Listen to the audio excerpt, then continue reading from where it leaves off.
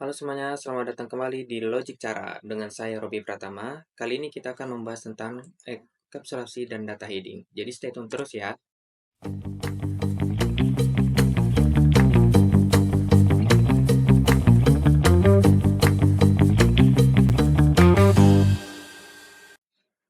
Oke, kembali lagi di seri belajar Python bersama Logic Cara. Kalau sebelumnya kita udah membahas Magic Method, sekarang kita masuk ke konsep yang super penting dalam OOP. Ada tiga, yaitu yang pertama, enkapsulasi, tentang gimana cara melindungi data dalam class. Terus data hiding, itu menyembunyikan detail implementasi, serta ada access modifier, yaitu atur siapa yang bisa akses data. Oke, langsung aja yuk, kita mulai. Oke, pertama-tama coba kalian pikirin deh, pernahkah kalian khawatir data penting dalam program kalian bisa diubah sembarangan? Nah, bagaimana cara melindungi data sensitif itu, kayak misalnya password atau saldo bank? Nah, jawabannya adalah enkapsulasi dan data hiding. Selama ini kan kita bisa mengakses semua atribut secara langsung dari luar class. Nah, ini sebenarnya bisa berbahaya loh, apalagi kalau datanya sensitif. Nah, sekarang kita akan bahas enkapsulasi dulu nih. Enkapsulasi itu adalah prinsip OOP yang menggabungkan data dan metode dalam satu unit yang namanya class. Tujuan utamanya itu adalah melindungi data dari akses yang tidak diinginkan. Manfaatnya itu banyak banget. Yang pertama, keamanan data-data jadi terlindungi dari modifikasi ilegal. Nah, kedua, kontrol akses. Kita bisa tentuin siapa yang bisa akses. Nah, habis itu yang ketiga, modularitas kode. Kode yang lebih terorganisir. Dan keempat, kemudahan maintenance. Kayak lebih mudah dipelihara. Nah, kalau data hiding itu adalah menyembunyikan detail implementasi internal dari pengguna. Prinsip dasarnya itu adalah data hanya dapat diakses melalui metode yang telah ditentukan. Jadi, implementasi internal nggak kelihatan dari luar. Yang kelihatan cuma interface yang clean dan kontrol. Nah, implementasinya pakai yang namanya access modifier untuk mengatur tingkat akses. Nah, di Python nih ada tiga tingkat access modifier, yaitu yang pertama public. Ini adalah default, nggak ada prefix khusus dan bisa diakses dari mana saja. Contohnya self.nama. Nah, yang kedua itu adalah protected, ya, pakai prefix satu underscore. Nah, ini konvensinya aja, artinya tidak untuk akses eksternal. Contohnya self.underscore tahun. Dan yang ketiga adalah private.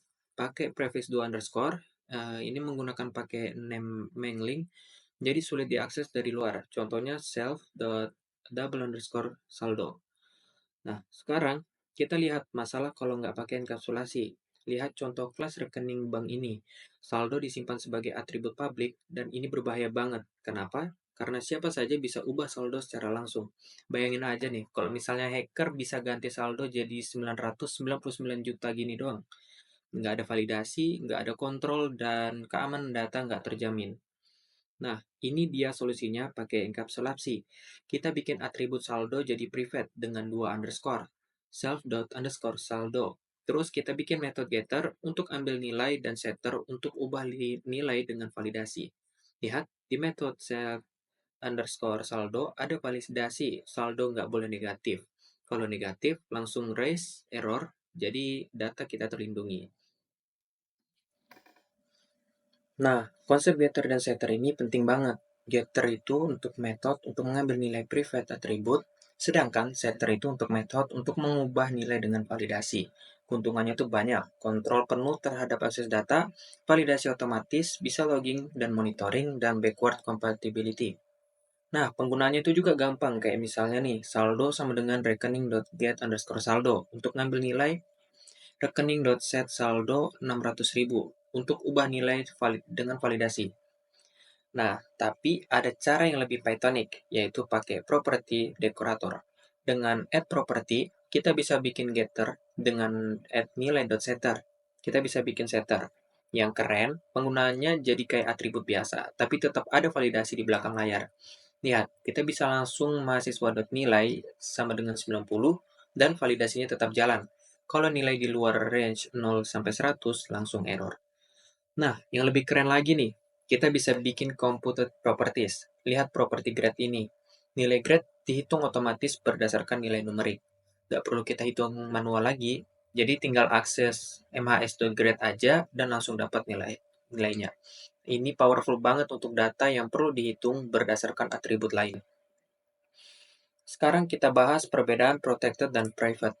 Protected itu pakai satu underscore. Ini cuma konvensi, artinya jangan akses dari luar, tapi masih bisa akses kalau diperlukan. Child class juga bisa akses. Nah, kalau private, private itu pakai dua underscore. Ini pakai name mangling, benar-benar tersembunyi dan sulit diakses. Child class juga nggak bisa akses langsung. Kalau di inheritance gimana? Nah, child class bisa akses public dan protected attribute dari parent class, tapi nggak bisa akses private atribut langsung. Misalnya kita lihat contoh nih, ada kelas mobil yang inherit dari kendaraan, nggak bisa akses self the underscore nomor mesin yang di private. Nah, kenapa sih? Kenapa sih enkapsulasi itu penting? Nah, dari segi keamanan, data itu terlindungi dari modifikasi ilegal. Nah, validasinya juga otomatis pada setiap perubahan. Dan akses kontrol yang ketat. Dari segi maintainability, perubahan internal nggak affect external code. Interface yang stabil dan konsisten, debugging lebih mudah. Nah, kalau dari segi code quality-nya, kodenya itu lebih terorganisir, responsibility yang jelas, ikut single responsibility principle. Nah, untuk praktik selanjutnya, coba deh kalian coba refaktor kelas existing kalian dengan enkapsulasi. Habis itu implementasikan properti dekoratornya dan coba bikin sistem dengan akses kontrol.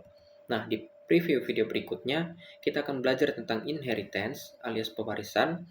Kita akan belajar juga tentang method overriding dan polymorphism. Nah, terima kasih sudah belajar bareng. Kita coba eksplorasi dengan bikin sistem yang aman dengan enkapsulasi yang proper. See you and happy coding!